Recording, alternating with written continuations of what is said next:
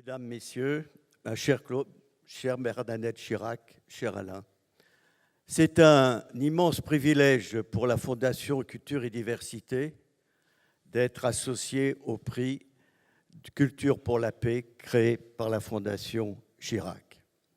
Culture pour la paix. Nul jour plus qu'aujourd'hui, ce prix est d'actualité.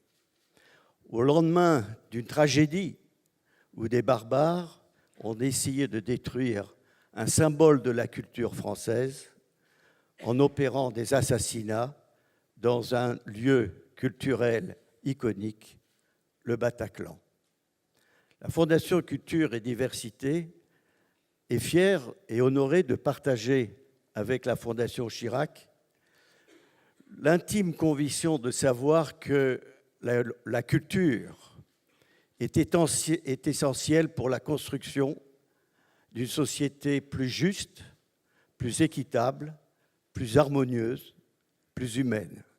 Et c'est d'ailleurs l'ambition de cette fondation de permettre à toute une série de jeunes, 25 000 jeunes, près de 25 000 jeunes, issus des zones d'éducation prioritaire, de bénéficier de ces programmes artistiques et culturels.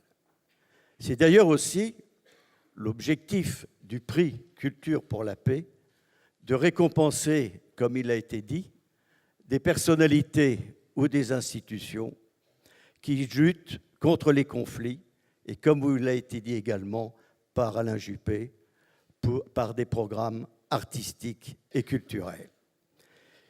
Et cette année, pour la seconde édition, comme vous le rappeliez, Monsieur le Premier ministre, le prix a été décerné aux banques culturelles du Mali. L'objectif des banques culturelles du Mali est de la conservation du patrimoine culturel de ce pays, malgré la recrudescence des pillages, malgré la recrudescence des trafics. Et pour ce faire, les banques culturelles du Mali proposent aux villageois de déposer au sein d'un lieu dédié, d'un lieu protégé, le musée, leurs œuvres culturelles. En contrepartie et en échange, les villageois bénéficient de prêts financiers gratuits pratiquement, contribuant ainsi au développement économique et social de leur village. Et en même temps, à l'intérieur même de ces lieux dédiés, existent des salles où les jeunes peuvent apprendre à lire ou à écrire et où les artisans ou les agriculteurs peuvent se former ou se perfectionner.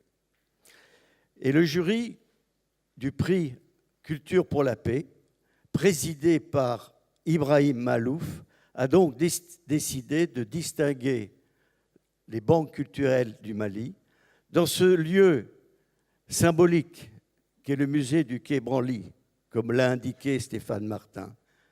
Musée du Quai Branly, comme le dit le président Chirac, panthéon de l'humanité, qui rend hommage à l'infinie diversité culturelle du monde, dans un monde, hélas, à l'heure actuelle, trop meurtri. Je vous remercie.